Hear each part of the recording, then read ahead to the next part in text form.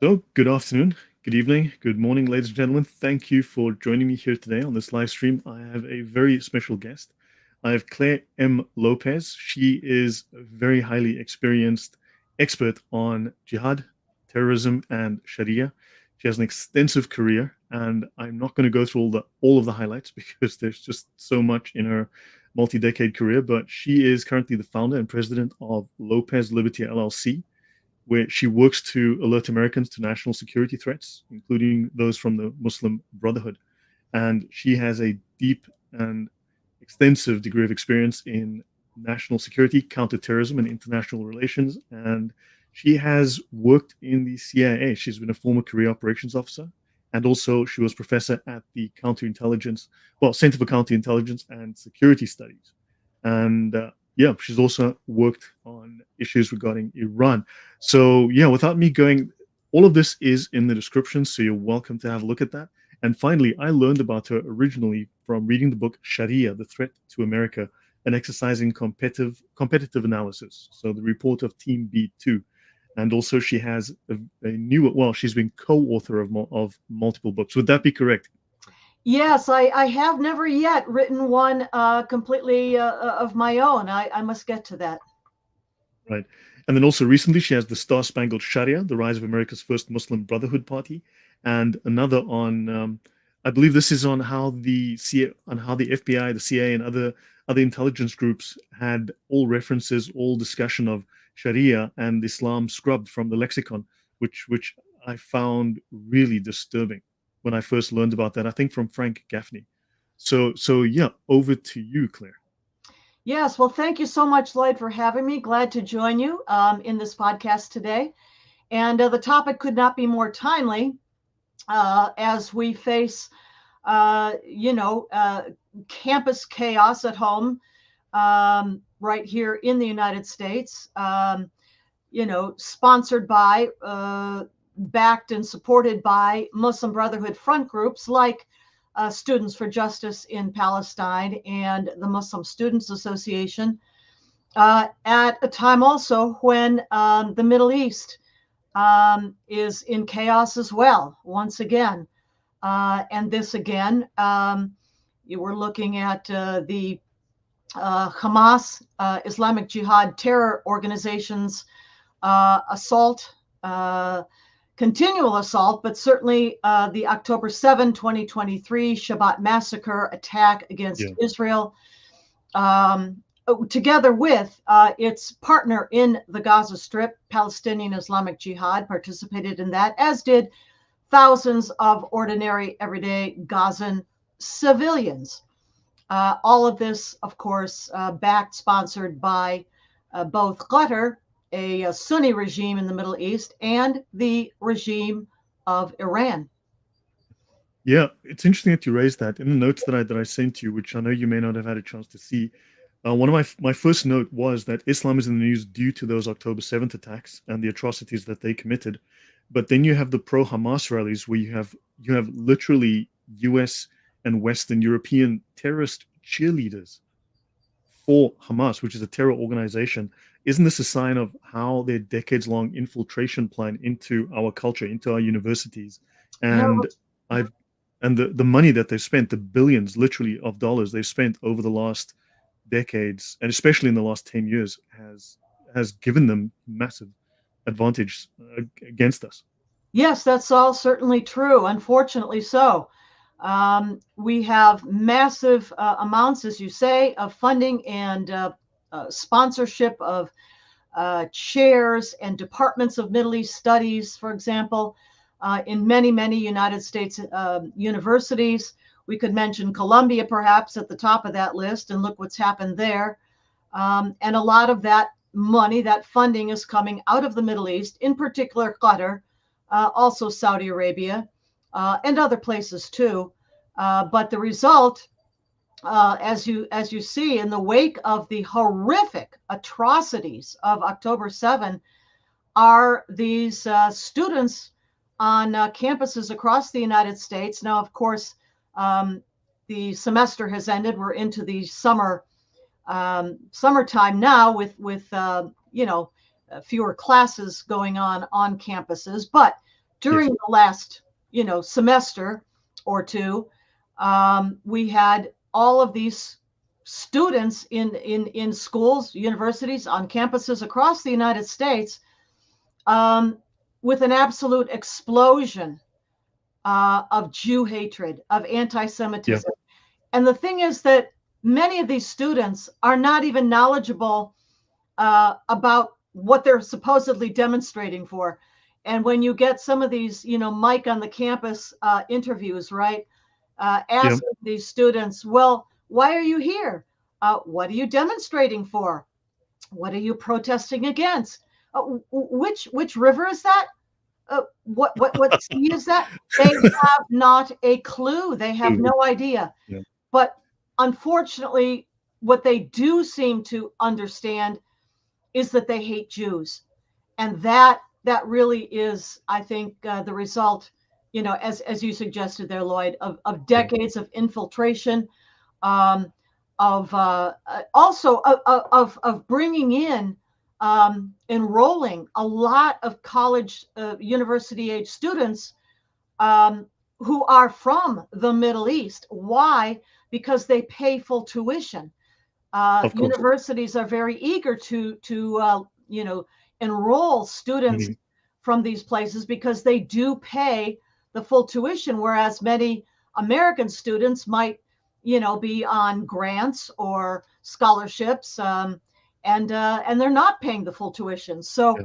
all of that infiltration, but in particular the Muslim Brotherhood front groups. I'll say it again: Muslim Student Association, founded Yeah. back in 1964 on the campus of the University of Illinois, Champaign-Urbana campus, grown now to a presence on hundreds upon hundreds of university college campuses in the United States, and even on down to the lower levels of high school. And I've even down to K2, apparently. I did some work once with another group, and yeah, perhaps I can bring the audience attention to this. I did some research. I did a series called The Arab Lobby because everyone talks about the Israeli lobby. And I decided to look at the Arab lobby, the amount of money that Muslim nations pump into the US. This is the College Foreign Gift Reporting website, ed.gov. So sites.ed.gov/foreign gifts. Now, money of a certain type and of a certain amount has to be reported. So this is probably only at best half of what actually goes into universities. But everyone claims that Israel is using its money to buy whatever it is, to buy influence. But when you look at the amount of money that foreign countries, like for instance, you've got 1,848 Islamic donations. This is 2019 to 2021 figures.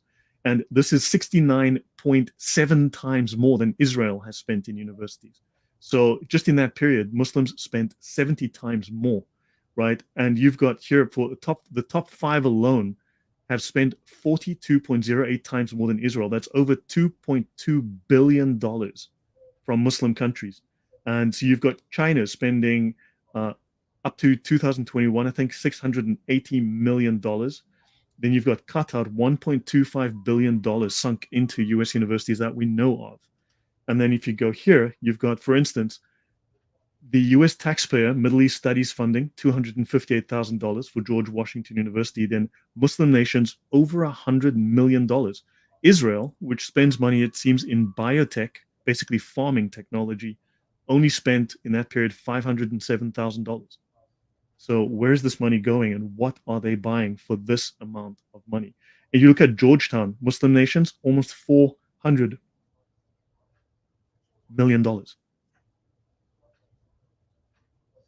So what do you think they're getting for this money? I mean, because is this also why these academics are unwilling to speak out against Islam? They don't want to derail the gravy train.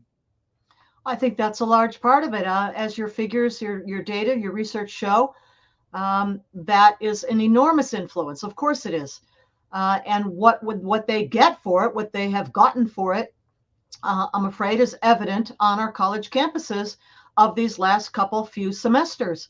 And that is an outbreak of absolutely virulent, violent, vicious Jew hatred and anti-Semitism, even though the students themselves are utterly clueless of the geography, the history, the culture, or Islam itself. In South Africa, we had the ANC take over the government. Now, the ANC is, few people are aware, but actually a communist organization. And they utilized a strategy which was first developed under Mao's regime in China. It was called the People's War, where one, you create sympathy for yourself, you paint yourself as the victim, you create sympathy, and then also you do viciously violent acts.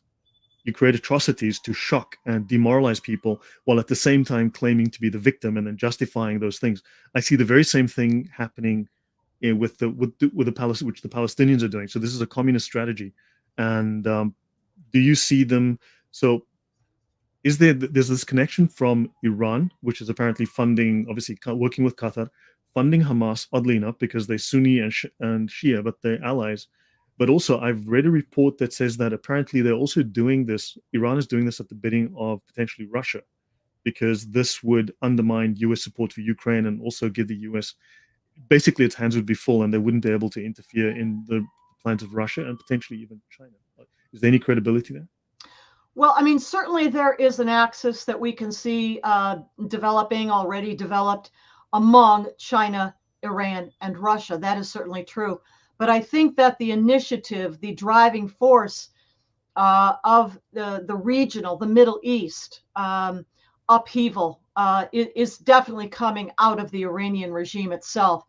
And of course, it supports, backs, funds, arms, trains both Shiites and Sunnis, because within Islam, there is a concept called Dar al-Islam and Dar al-Harb. That's Arabic. Dar al-Islam means the house of Islam, those places already under rule of Islamic law, Shariah. And Dar al-Harb, all those other places in the world that are not yet under the rule of Shariah and which must be conquered. The word Harb in Arabic meaning war, house of war. So there is no barrier to a Shiite regime like Tehran's from working closely with Sunni terror proxies like Hamas, of course, like Al Qaeda and the Taliban in the attacks of 9/11, which we know. There's no problem with that connection, even if at a local level there's all kinds of animosity and antagonism and fighting even between among Shiites and Sunnis. But at the macro level, absolutely, it's Dar al-Islam versus Dar al-Harb. So that is a driving force behind what we're seeing both in the Middle East and on our campuses here in the United States. And I think the streets in months to come, even more so.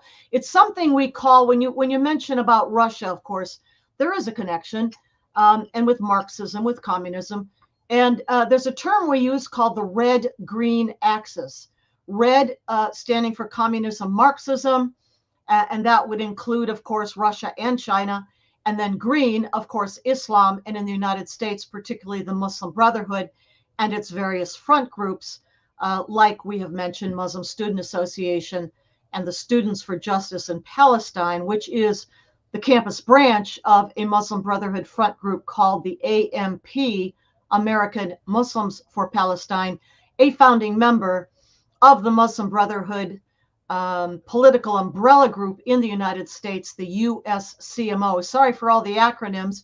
USCMO is United States Council of Muslim Organizations. So that being the green part of that red-green axis. And absolutely, they work together.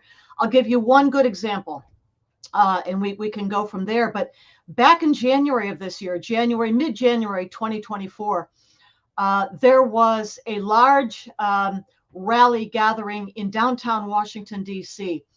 And the website for that and what it was called is March for Gaza, March numeral 4, Gaza.org. And that website is still up. That protest that began at Freedom Plaza on Pennsylvania Avenue in downtown Washington, D.C. turned into a riot that night as darkness fell, and the mobs tried to march on the White House. There had been fencing put up around the perimeter of the White House, and Secret Service were deployed. They did not succeed in breaching that barrier, but they tried to. But if you go to that website, even to this day, I've been at it recently, it's still up. You can go to a tab there, a link there at the website, marchforgaza.org, and you will find a list of the signatory supporters of that event. And there are over 350 named organizations on that list. They're not individual people, they're groups. And they read like a who's who of the Muslim Brotherhood in America and the communist Marxists in America, like RevCom USA, World Workers' Party, Liberation Road, Freedom Road Socialist Organization, Young Communists of DC. Groups like these are all listed there. Have a look. But that is the red-green axis, and that's where these come together. Even though we may think of them, and they are, very different ideologies. For the moment, they are working together, collaborating at least, because they both, at this time, want to tear down the United States of America, our constitutional republic. I brought up here from the the Brill Encyclopedia of Islam. This is volume 13. This is the Dar al-Harb, territories under perpetual threat of a missionary war. Jihad, the classical practice of regarding the territories adjacent to the lands of Islam as the Dar al-Harb, or the house of war, inviting their princes or leaders to adopt Islam under the pain of invasion. And you've got those countries where the Muslim law is not in force. And of course, we can go to the Hidayah, volume 2, which is the Hanafi Sunni Sharia manual, which actually has something like 125 pages of detail on jihad, which I've covered on my channel previously, just so that people realize that Islam is effectively, as Robert Spencer would say, a conquest ideology. And yeah. Isn't it the case that in Iran you had the communists and the Muslims working together, and then eventually, once they seized power, the Muslims killed the communists and took absolute power? Yes, in the revolution of 1979, the lead up to it, you had the Communist Party, the Tudeh Party in Iran, also the Fedayeen, and even the Mujahideen-e-Khalq. At one time, originally at its founding back in the 1960s, with Marxist inclinations. They are not so today. The Mujahideen-e-Khalq are absolutely not communists today. But at the time, they did all join together to oust the Shah, whom they rightly saw as a dictatorial, autocratic monarch, not democratically elected in any way. Very shortly thereafter, though, in the early 1980s, 1980, when there were supposed to be parliamentary elections held, and Masoud Rajavi, the leader of the Mujahideen-e-Khalq, was campaigning to huge crowds in sports stadiums, and was being received with a lot of support by the Iranian people for those elections. At that point, the Ayatollah at that time, Ruhollah Khomeini, unleashed his newly formed IRGC, Islamic Revolutionary Guard Corps, the Pasdaran, against them all, and literally just gunned them down in the streets by the tens of thousands. So at that point, it was understood very clearly that, Vilayat-e-Faqih is the ideology of the Iranian regime of the Ayatollah Khomeini, and that means the rule of the jurisprudent, or that is the rule by a Shiite cleric over the country, both in religious terms as well as political, with no opposition brooked. And so I was just looking at my own reference here. I often use the book Reliance of the Traveler. Right. This It's is well known on my channel. I have covered that. I've covered that dozens of times. Yeah, but that's an excellent resource. Yeah, Book of Islamic Law, and I was going to make sure I got the definition right for jihad. And in the book 09.2, page 601, in this book, oops, I'm sorry, back up one page, page 599. 09.0. You've got jihad means to war against non-Muslims, and it's etymologically derived from the word mujahada, signifying warfare to establish the religion. Here on the It's pretty screen. clear. I mean, there's no equivocation about that at all. Yeah, and I've got it here. So everyone can see this. Links to all of my references are in the description. You can get a PDF copy of this book, so just check the description box. You'll be able to find this there as well. And and also if you go to the Hidayah Volume 2, you'll find that. Hold on, let me actually just bring up the Hidayah Volume 2. So the Hidayah is 2,652 pages of Islamic law. It's possibly the most complex and largest of these. And you'll find here, for instance, if we go to the laws of jihad, they speak here on book 9. This is volume 2, Al-Sir, or the Institutes on the manner of waging war and of plunder and the division thereof. That's on page 159. And of course, plunder is something that pirates do. One would think it's very odd that a religious legal manual speaks of plunder when, and then of the conquest of infidels and of the jizyat. And if we should go to this, let me just go, I think it's page 16. Let me go to page, let me just find this quickly. And of course, it decides to freeze at right that moment. Okay, there we go. Let me just bring up the institutes. So let's see if I have the correct one. This is it. This is the Hanafi school of fiqh. This is what they call the crown jewel. And they state here within the laws that the Prophet has said, we are directed to make war upon men until such time as they shall confess the Shahada. And of course, they have to embrace the faith, right? Else we will make war. But then they say all sorts of interesting things that, for instance, the people will perceive that they are attacked for the sake of religion and not for the sake of taking property. And on this consideration, it is possible that they may be induced to agree to the call in order to save themselves the troubles of war. And of course, it says, yes, you can kill men, women, or infant children because that which protects them, namely Islam, does not exist in them. It is a call for open genocide to break all sorts of rules of war.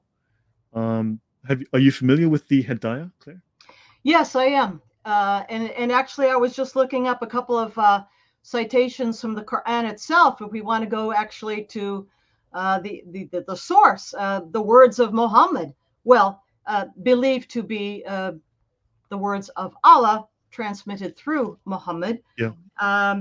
And of course, we can look at verse Surah 9:29.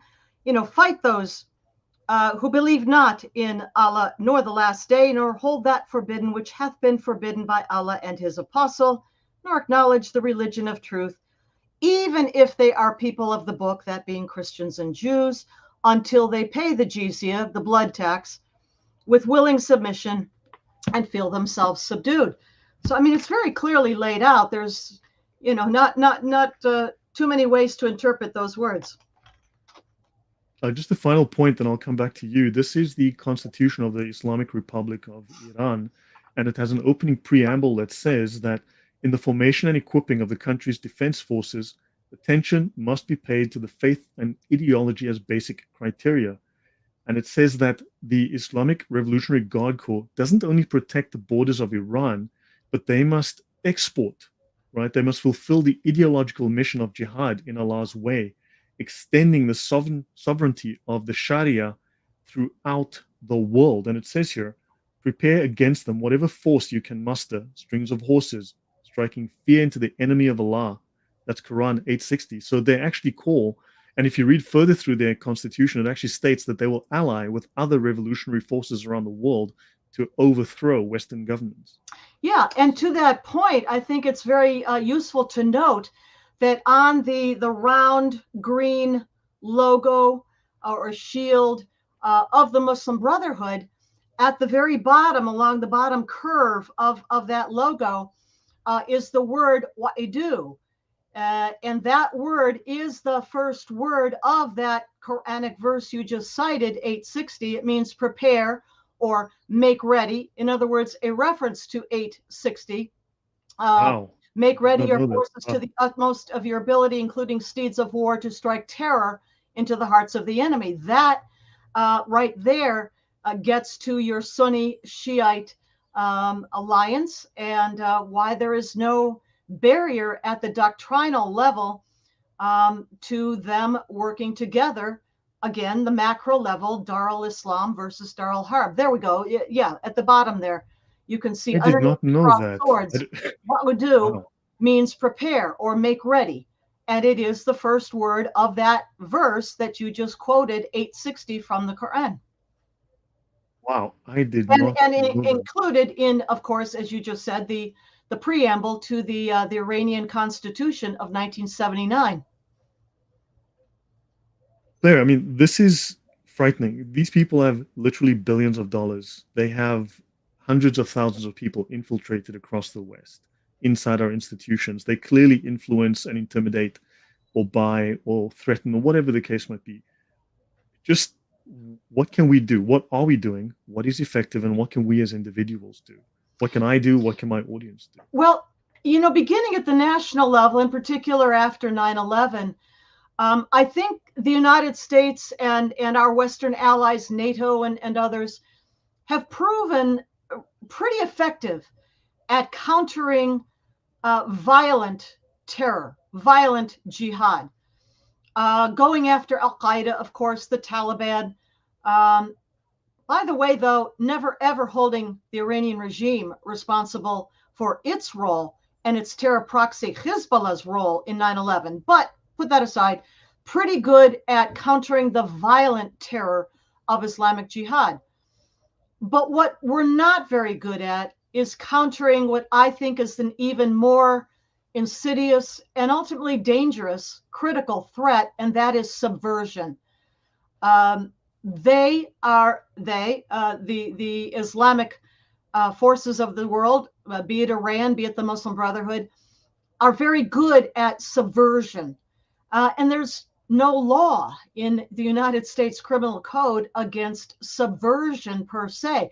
There are laws against material support to terrorism, which you might call this, laws certainly against treason, but there's no law per se against subversion, and we're not very good at it. So what we need to do is get better at it, to recognize subversive infiltration and co-option when it happens, be it on the university campuses or within the ranks of our own government, think tanks, academia, throughout academia. But pay more attention to subversion than to terrorism, which I think has pretty much outlived its usefulness as a word anyway. It's become sort of an epithet, an all-purpose default epithet for bad guys. But I think we need to pay more attention to the subversive element. Subversive element. On that point, are modern hate speech laws just Sharia slander and blasphemy laws repackaged? Because, yeah, Certainly part of it is. Yes, absolutely part of that is.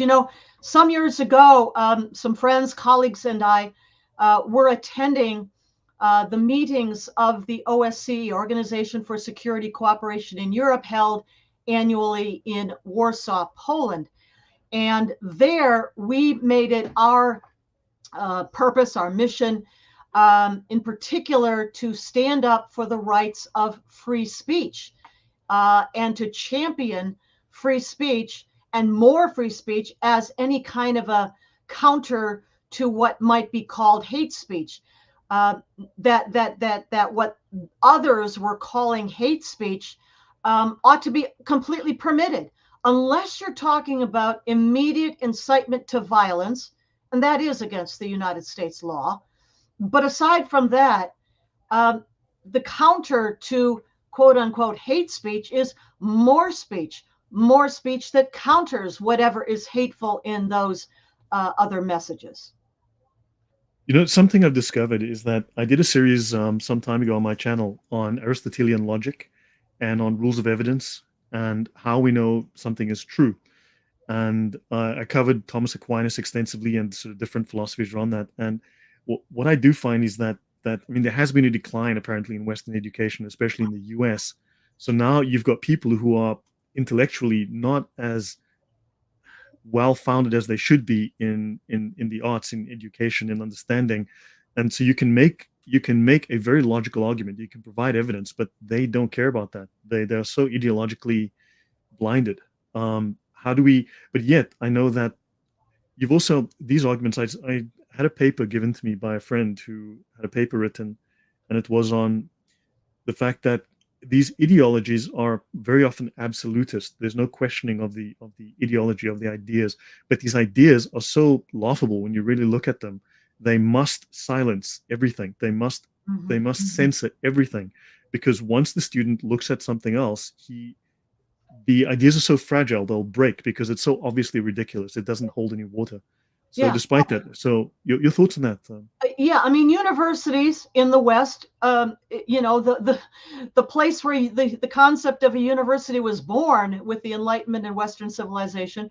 Western education is supposed to be to not only impart knowledge, be it biology or nuclear physics or what have you, but also to open the minds of students to learning in a lifelong way, to open their minds to questioning, to researching, to intellectual curiosity, right?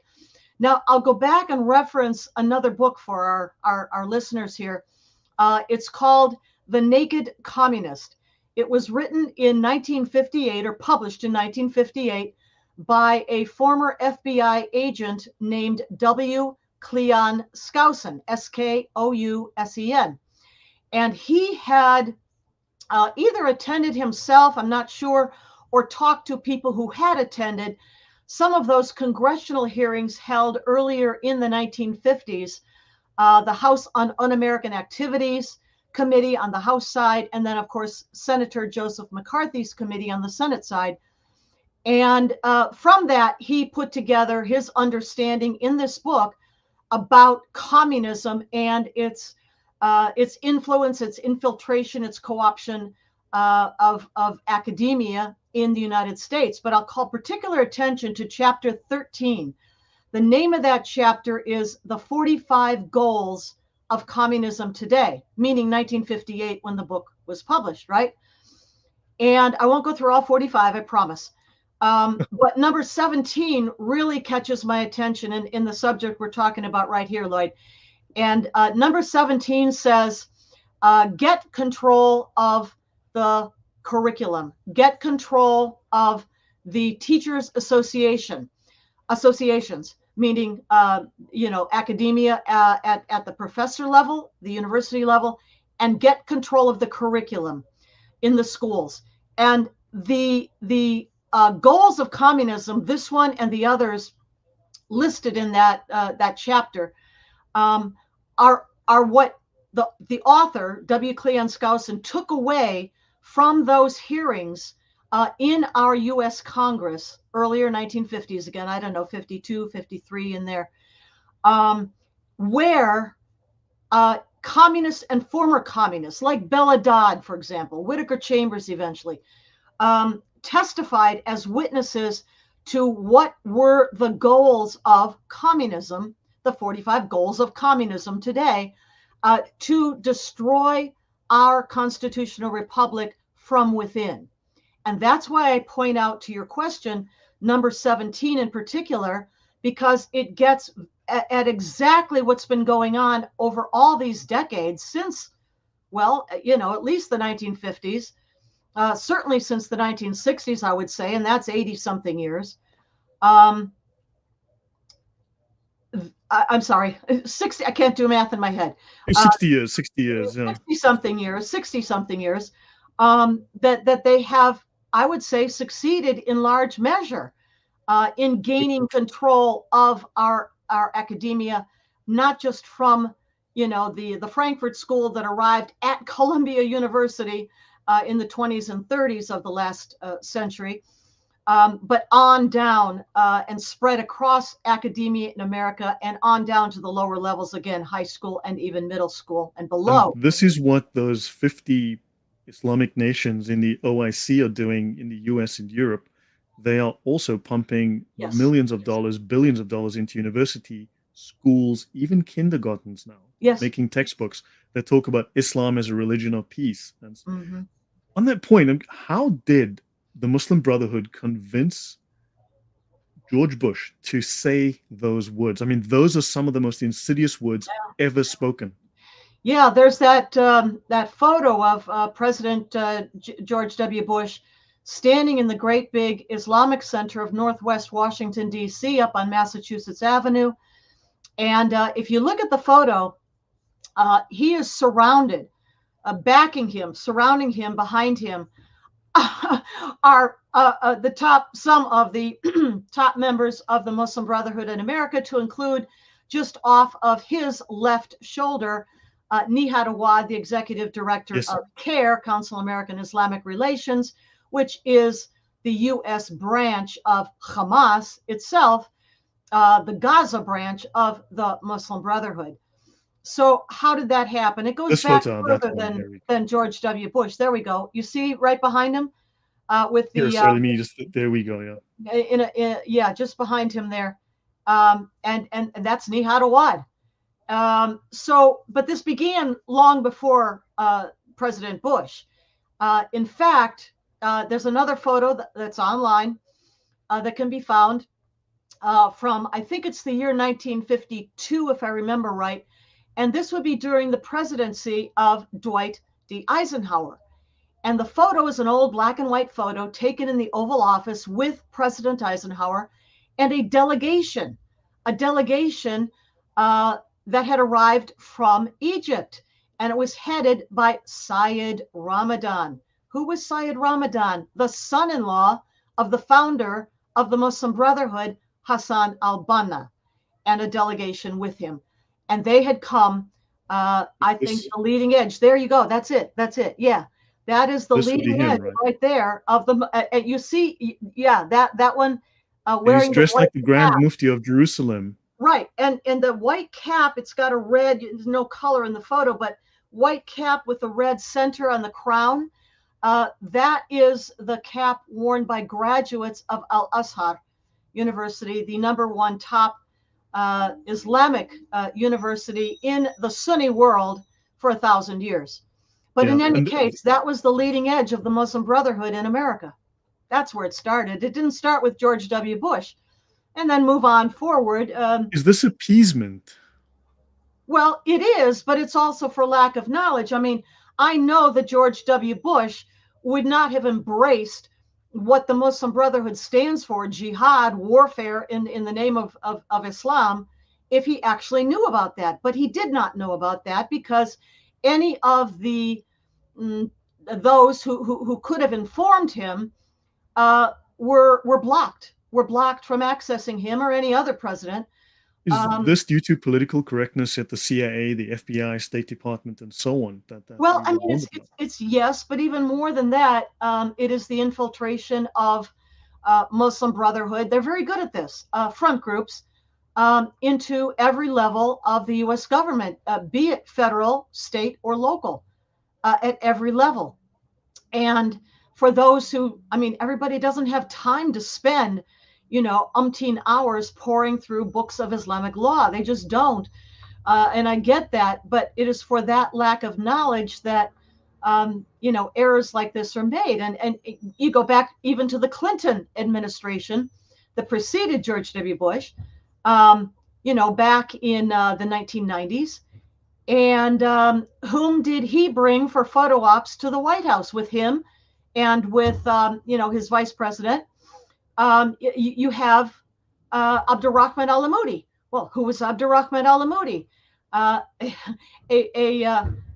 figure affiliated very closely with the Muslim Brotherhood, who also was named by the Clinton administration to, for the first time, establish and set up a Muslim clergy within the U.S. Armed Forces, if you can imagine, and of course within the U.S. Bureau of Prisons as well, to do some more dawah there. So this precedes George W. Bush. He didn't have a chance. So unfortunate. That is incredibly unfortunate. And then we've got extensive. We've got Huma Abedin, who her parents are part of a Muslim Brotherhood front. They worked in the same office as a Saudi, um, as a Saudi group, Goodge Street in London. I think it was 46 Goodge Street in London, and she had direct access to Hillary Clinton's phone. She had very intimate access to her contacts, and she's apparently involved with the data theft that happened with the Awan brothers. Data was sent to Pakistan. There's some evidence there, and so these people have gained trust. And also I think in the West we try to be inclusive and accepting, and we lower our guard unnecessarily, and yeah, we let the enemies in, and we give them too much trust. So this has been going on through both Democrat and Republican administrations. Then this Yes, unwitting alliance or witting alliance. We can't point the finger at one or the other, more responsible for this than the other. No. But yeah, I mean, this is all aside from the fact that, as Secretary of State, Hillary Clinton had that private server, in her, I don't know what it was, basement or bathroom or someplace, that was completely accessible by, every adversary. Foreign actors, by foreign actors. I should mention there was very close ties with the Muslim world, especially Saudi Arabia and the Bush family, with Bandar Bush, for instance. And the Bush family earned at least $1.47 billion. I mean, money, yeah. Well, I mean, here's the thing. He was the ambassador to the United States during the Bush years leading up to 9/11.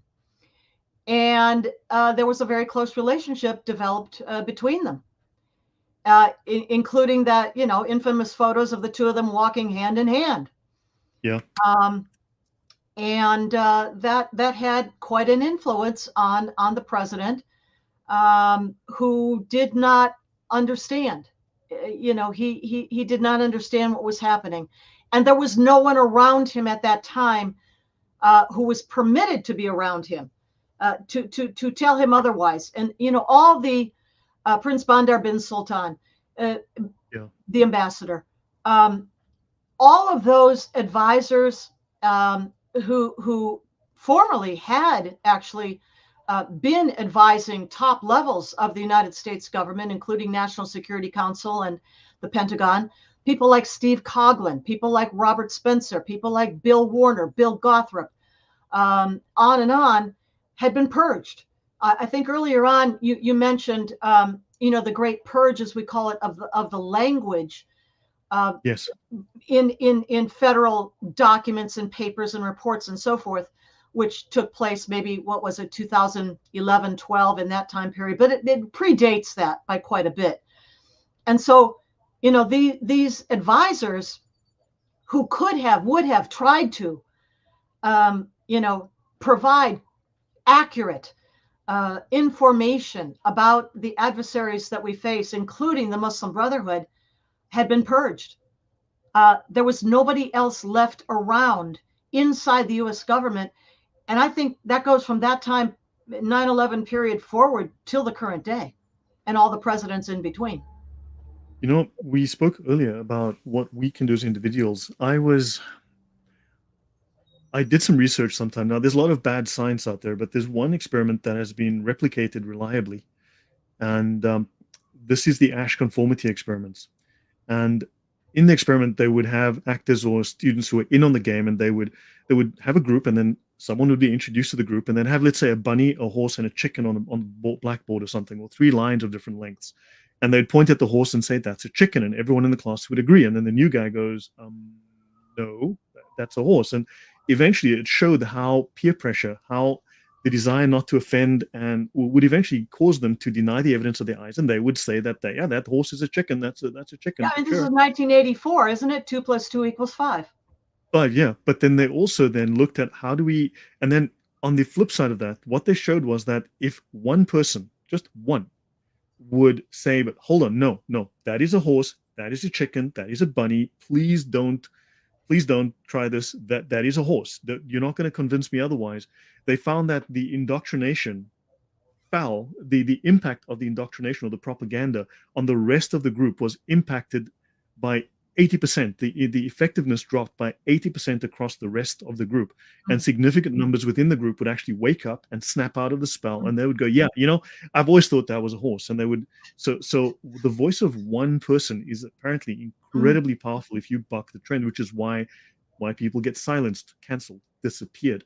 Now, I think in the West, while we're not disappeared, we need to speak. That's what my channel does. That's what I try to do, provide facts, provide references. I have an archive of 2,500 sources linked in the description box where all the sources that I use, all the resources I have, I make publicly available for people to access for themselves. And I provide copious information. So on this point, so what do we do as individuals? I mean, we're up against governments. We're up against anonymous, faceless organizations. We're up against the Borg. We're up against this Hydra. But do you think that one person at home, that little grain of sand, that eventually he can be part of the avalanche? Absolutely. I mean, and here is where modern technology comes to our aid, right? So we have podcasts like yours that you're putting out, and many other people do the same. And those reach many people. And then each of them, reach more people. And so that I think that's what we need to do. I think maybe we underestimate the common sense of most Americans in any case. And when they hear common sense and they connect that to what's going on in their own lives. Example, inflation was 9.6% or whatever when I took office, says the president.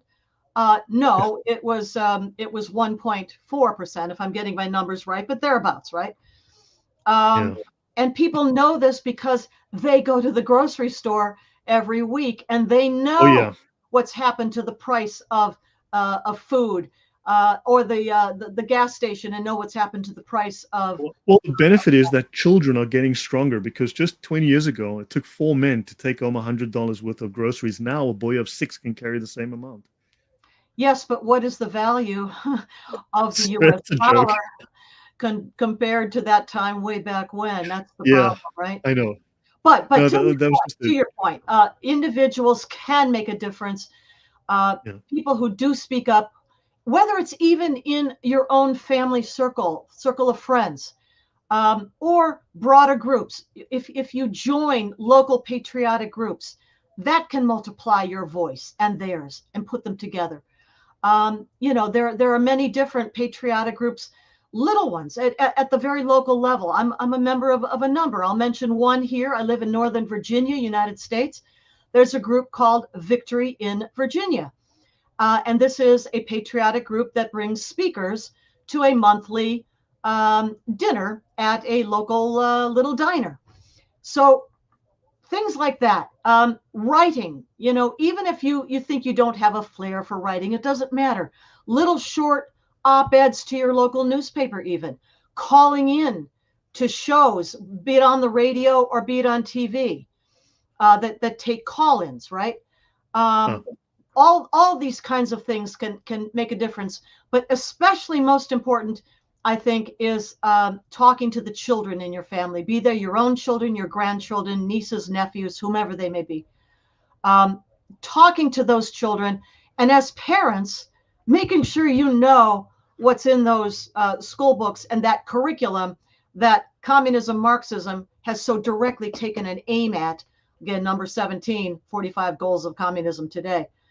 I should cover that on my channel. Know Thank you what's for being mentioning taught to the children. And in a way, this is a little bit of a silver lining, if that's possible, to the SARS-CoV-2 chaos of the last several years. And that is that while parents and kids were both stuck at home, For the first time, maybe in a lot of cases, parents had the chance to look over the kids' shoulders at the laptop on the kitchen table as those kids were going through their remote learning lessons.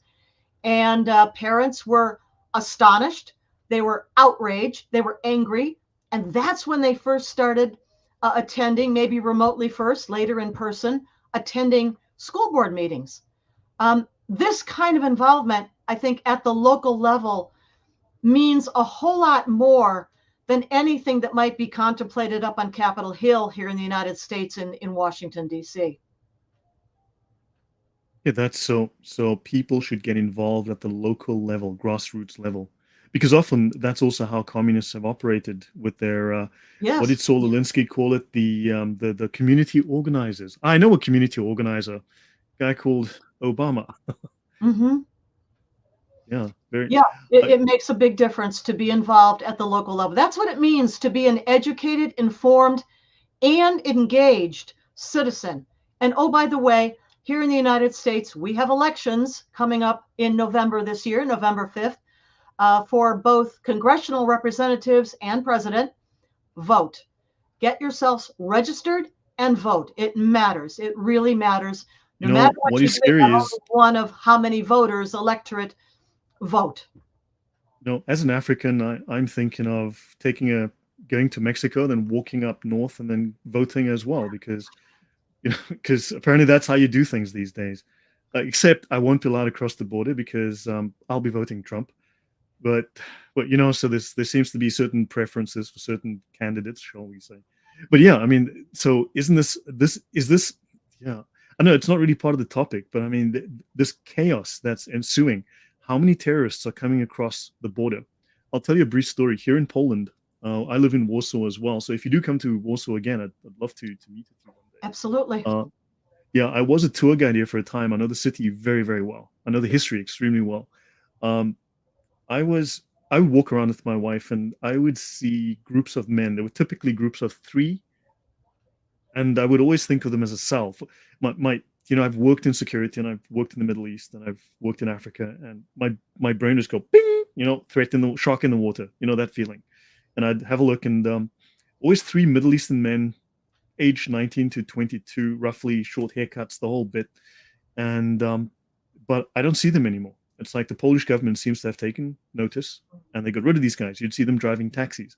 I was in Barcelona not that long ago, and there were all of these taxi drivers who are Middle Eastern men or men of Muslim backgrounds. The first thing that occurred to me was, this is a courier network.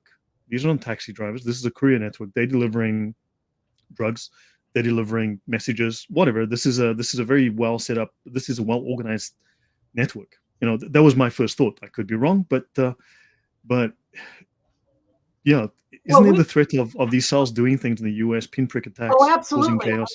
We have no doubt that this year is going to be violent and chaotic on the streets of America. The border, our southern border in particular, but the northern border with Canada too, has been wide open since the beginning of the Biden administration back in January of 2021. And even the numbers we know from CBP, that's Customs and Border Protection, numbers that they have compiled of those they have caught on what we call our terror watch list, federal watch list for known named terrorists, is in the hundreds already. Now, just And 8 were caught just a week many, ago. the 8 Tajiks who came across our border and were, I guess, finally rounded up in 3 cities, New York, Philadelphia, and I think it was Los Angeles, the third. Rounded up after having been here, been permitted to come in here, been vetted, thoroughly vetted at the border, finally rounded up and arrested just a week or so ago here in the United States. But Tajiks, who are alleged to have connections to the Islamic State Khorasan. Islamic State Khorasan, of course, is an offshoot of the Middle East founded. Originally, it was called ISIS, Islamic State in Iraq and al-Sham, changed its name from that in June of 2014 to simply Islamic State for the precise reason that it no longer was only in Iraq and Al-Sham. Al-Sham means greater Syria, not the modern day nation state of Syria, but greater Syria, Al-Sham.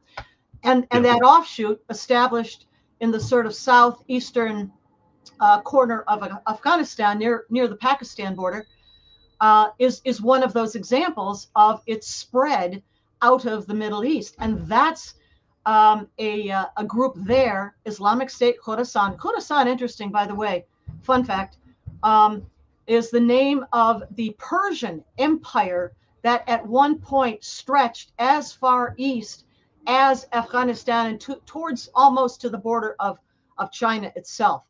But that's where they took their name from. Interestingly, right?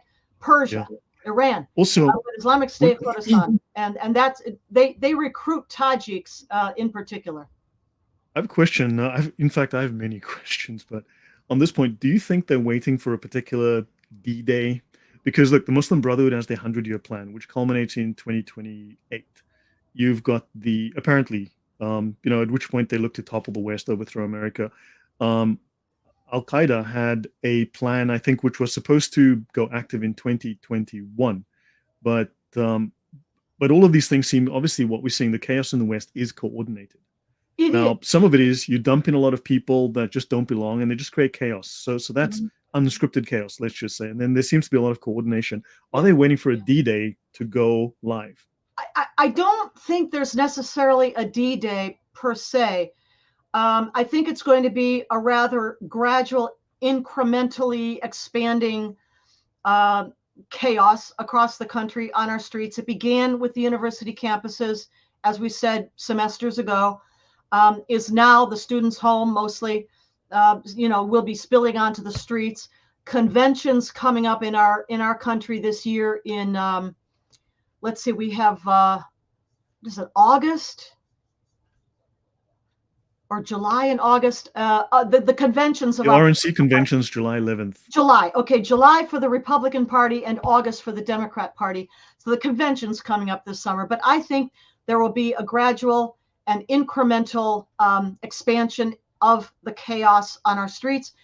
And part of the reason for that is that, just as you said, there are disparate groups involved that we're talking about, back to the red-green axis, right? And those forces we saw in Washington, D.C., not just in January, but just this past weekend, by the way, again.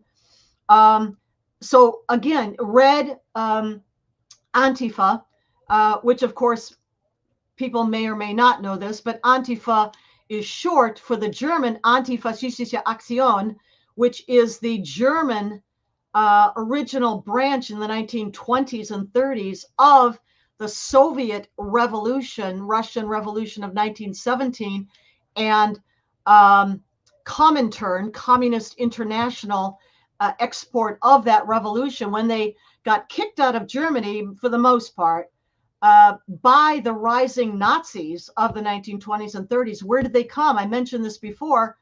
They came to Columbia University. That's where they got their first foothold in America.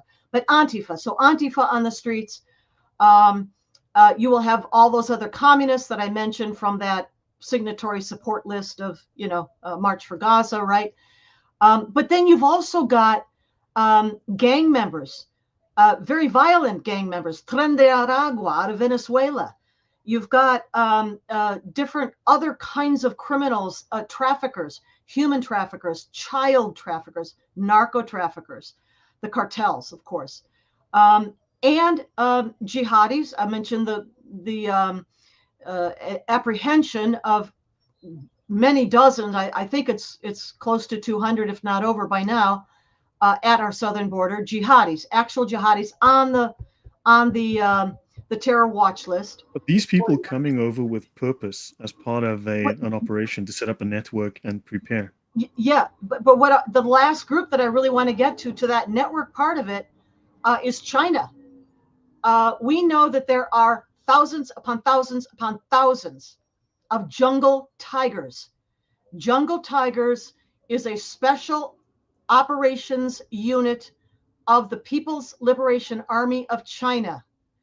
And reporters like Michael Yan, who've been doing terrific work down in Central America and South, at the Darien Gap in particular, have seen these young, single, military-aged, military-bearing Chinese men who don't come through the ports of entry, even with their handy-dandy CBP apps. This is the app on the cell phone that lets them get in.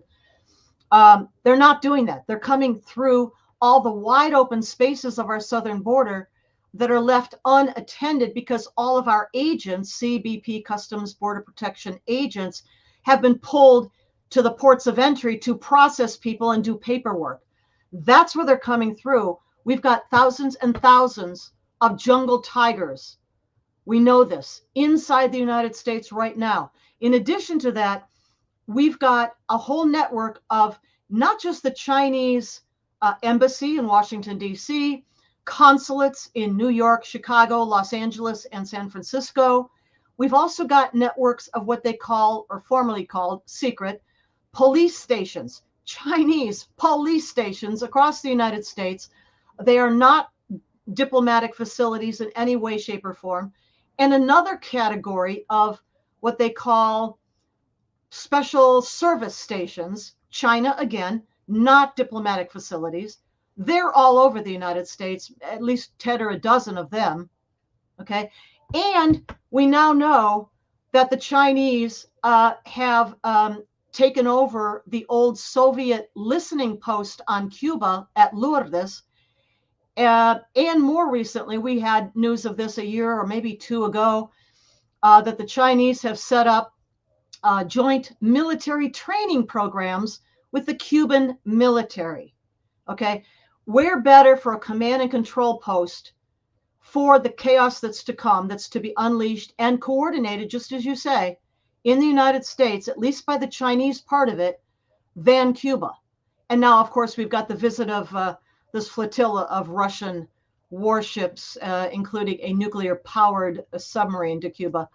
But all of it's coming together. So look, I know that demoralization, frustration, to create demoralization, to create a sense of Yuri Bezmenov. Sorry? Yeah. So part of the process is that they want you to feel demoralized. They want you to feel that you are powerless. And this is part of the process, so that you don't do anything, you don't take action, you feel isolated. So obviously we have to do the opposite of that. You need to feel motivated. You need to feel that you won't stop fighting, that you will organize, that you will push back, that you can prevail. So what are things that we can do to make sure that we maintain that spirit? Well, again, I go back to the local level, because I think that is where citizen participation is most important in the civic process, but also in collaboration and support of our local law enforcement. And here I'm going to mention what we have in the United States at our county level. And there, I think it's well over 3,000 counties in the United States. Within a county, the highest, most senior law enforcement official is the sheriff. In most cases in the United States, not every case, but most cases, they're elected. They stand for election. They're elected by the people of that county.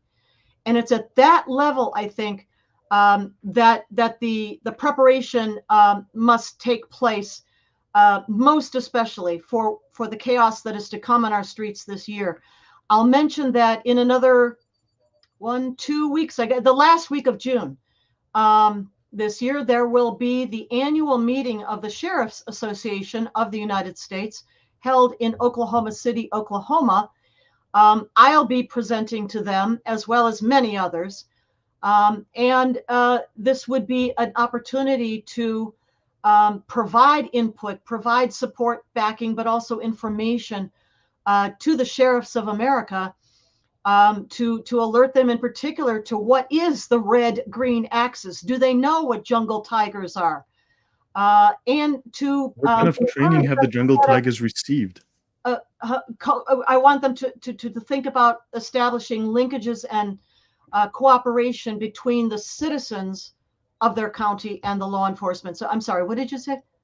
Sorry, just briefly, what kind of training have the Jungle Tigers received? What is their They're purpose? special operations. They're the 75th Special Operations Battalion of the People's Liberation Army.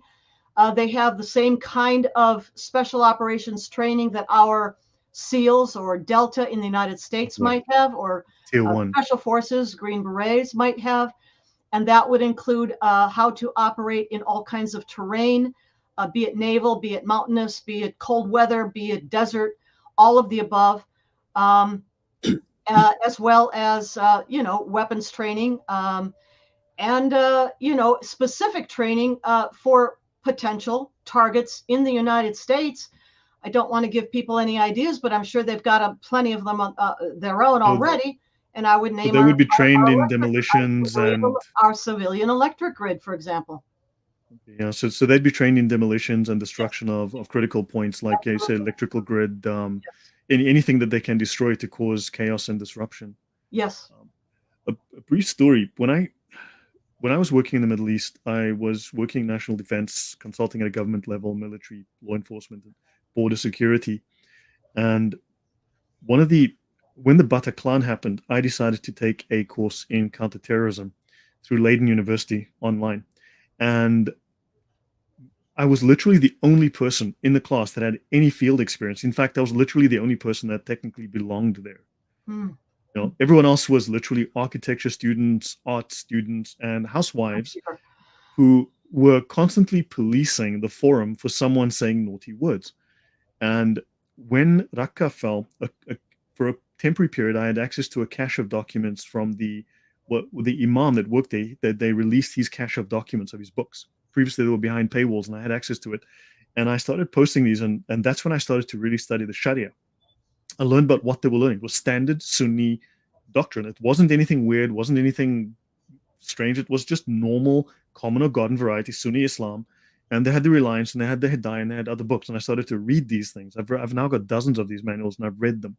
And when I started posting this stuff on the counterterrorism forum, after a very short period, I got warned and I got banned.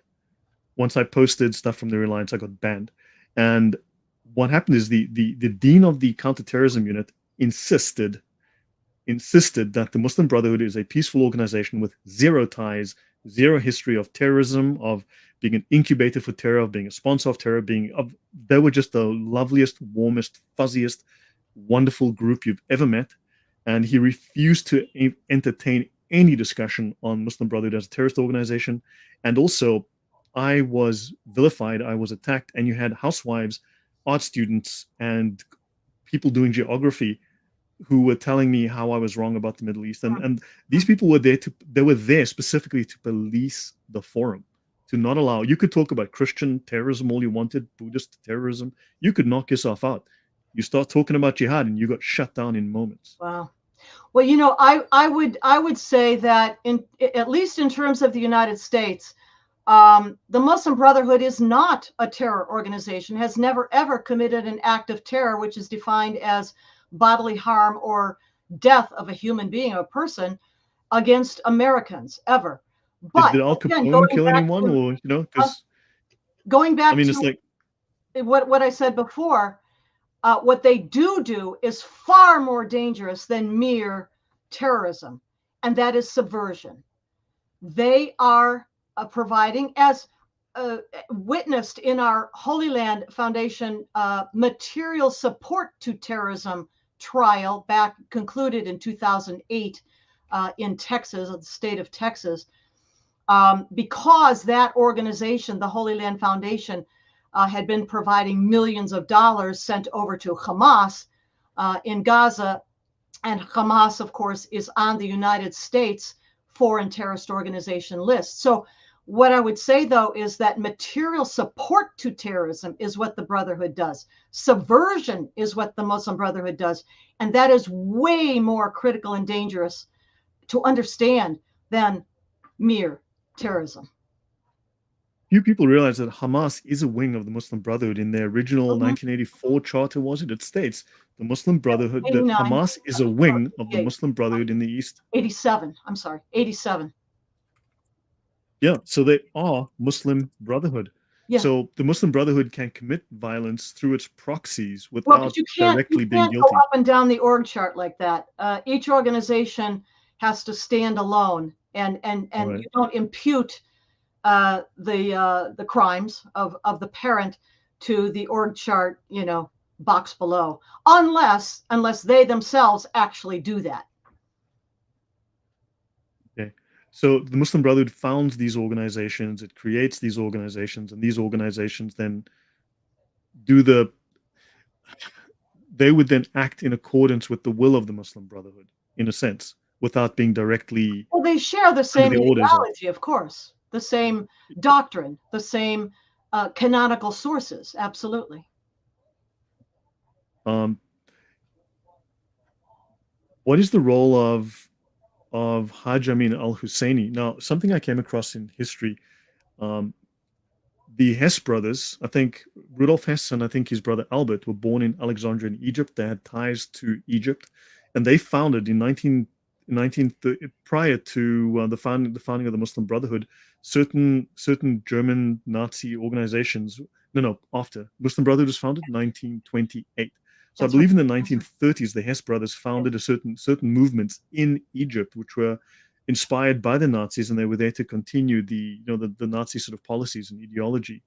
I read the notes recently, so it's not fresh in my mind. I've just recently come across this. I haven't had a deep chance to study it.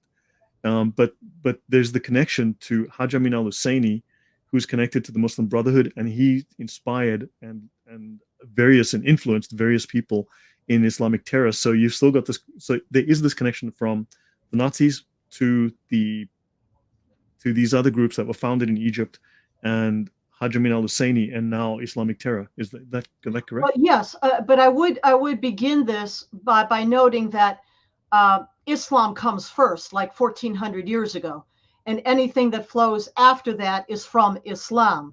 That the Nazis teamed up with Haji Amin Husseini um, is because he was the Grand Mufti of Jerusalem, so appointed as it was by the British.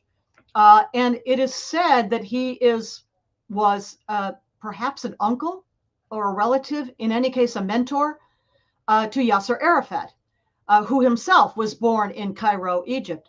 But of course, yes, during World War II, um, Haji Amin al Husseini spent a good deal of time in Berlin at the top inner circles of the Nazi Party with Hitler himself, and producing radio shows that were beamed back into the Middle East to try to rouse up the local Arab Muslims there to fight against, to take on and slaughter even more Jews. And indeed, if you remember the movie, George W. Patton, American general, right? And it was Patton who stopped the eastward movement, and Montgomery. I shouldn't leave out British General Montgomery. I shouldn't leave him out. Montgomery, but they stopped the eastern movement march of the German army at the Battle of Alamein in 1942, which was intended to link up with other forces further to the east, and including among the Jewish population of what is today Israel. Not link up with them, but link up to slaughter them, to kill them. And it was only because of that battle that Patton and Montgomery won, and they stopped Rommel and the tank advance eastward in 1942 at the Battle of Alamein, that didn't happen. There's things in history that we're just not aware of. I don't know how much time you've got. I know you've got another appointment Yeah, coming up soon. I do. So I know we're limited time. So perhaps I can do one or two last questions because I know you're on the time limit. I came across this some time ago. I did these talks on my channel. So Mahmoud al-Abbas seems was a KGB spy. Then you've got ties to you just mentioned Yasser Arafat, who also seems to have been involved with the Soviets, and he was also some sort of Yes. Soviet puppet. Yes. And so there clearly is a very strong, and also they became billionaires. You've got poor individuals, and then how do these guys become utter billionaires? Yeah. So, and so just tell us briefly about Yeah, Right. about these connections and the Russians, what they're doing, and just your thoughts on this, because you know far more Yeah. than I do about this topic. So going back into the Soviet era, Yevgeny Primakov was for a time the foreign minister, but he was also KGB chief. And he led the Soviet program, method, penetration of the Middle East to co-opt Middle East Arab Muslim terror groups like the PLO, like with Yasser Arafat.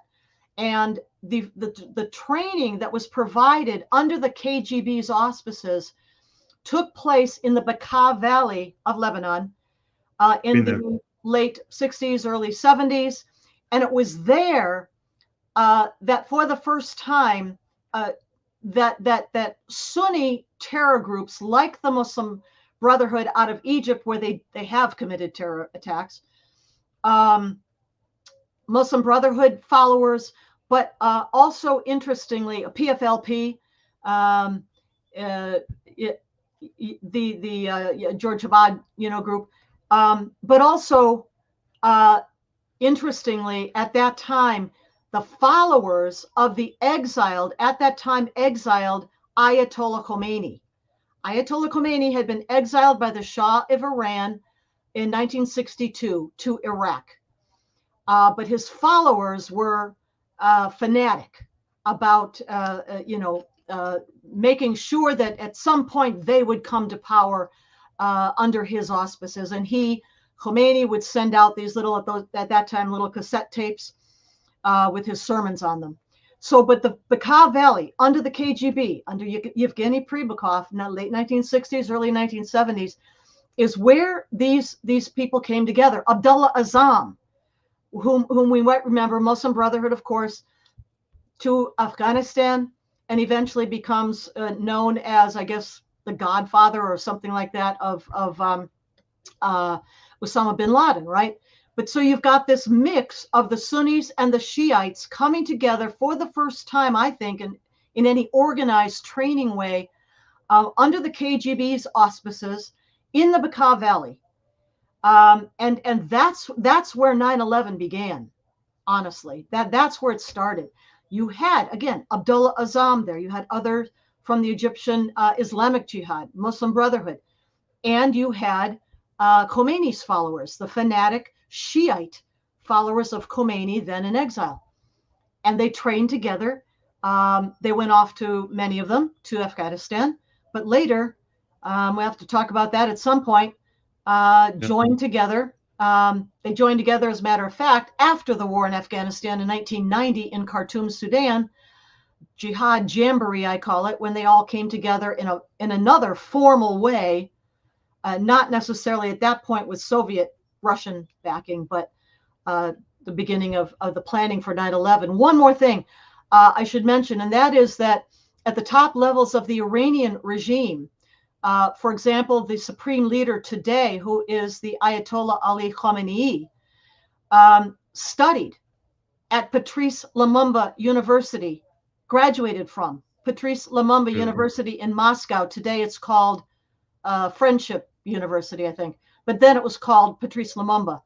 And others of the top levels of the Iranian regime, both clerical and military, studied and graduated from that university in Moscow, which was known among us. We used to call it KGB Tech because they trolled for recruits.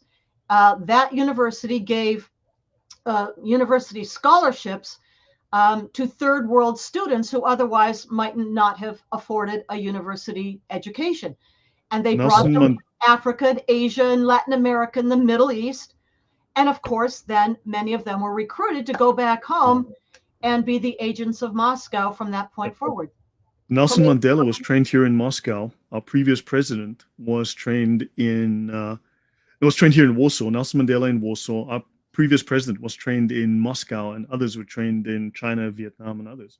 Lots of scholarships were handed out, but there was a purpose to that. I have a question. One, I know because time is running, so I try not to go too long on my channel. So final question then, perhaps. Two questions. One, so very brief answers. One, I've got a I've got a friend who, an acquaintance from the channel. He's a student at university in South Africa. Communism is rife there. They have these communist organizations, communist propaganda that seems to be fostered and aided and abetted by the administration. He they're forced to go through this, like the DEI training. They're forced to do it. They can't say no to it, and it's everywhere.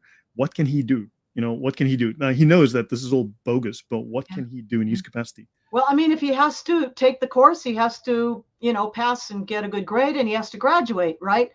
But what he can do is maintain his own independence of thought, and he can talk with his friends somewhere else, not in the classroom. Thank you. And also, finally, then, does exposing the Sharia, as opposed to people go to the Quran and they go in circles because you've got abrogations in the Quran, and you've got someone says, well, the Quran says you must have ice cream, and someone says, no, no, no, no, that the Quran does not say to have ice cream. It says to have walnuts. That's actually what you're misinterpreting. You don't speak Arabic, right? So shall we rather, the Sharia is blunt, it is unambiguous, it is really clear. Shall we rather focus on that? And exposing the links of Hamas and Palestine to the Nazis and to the communists, is that a more fruitful direction to I think all expose of the these above. things? I wouldn't exclude any one of those. I think they're all useful, and it may also depend on the audience to which you're speaking. So depending on those people's background, understanding, they're already, the knowledge they already have, you might want to expand further on one or the other of those. There's no reason to exclude any of the above, time permitting, of course. Thank you. No, that's fantastic. I should end it here. I know that you have another appointment, and I try not to go too long. It's actually gone longer than I anticipated, but thank you. This has been incredible. Too much to take in all at once. I'll have to rewatch and go research. And thank you. Would you be willing to come back in the future and discuss more of this? Because I'm sure this is going to excite a lot of discussion Yeah, with my sure. Thank you audience. so much for having me, Lloyd. And I absolutely would be glad to come back on a future show with you. Thank you very much. And thank you very much to the audience. And till next time, God bless. Thank you.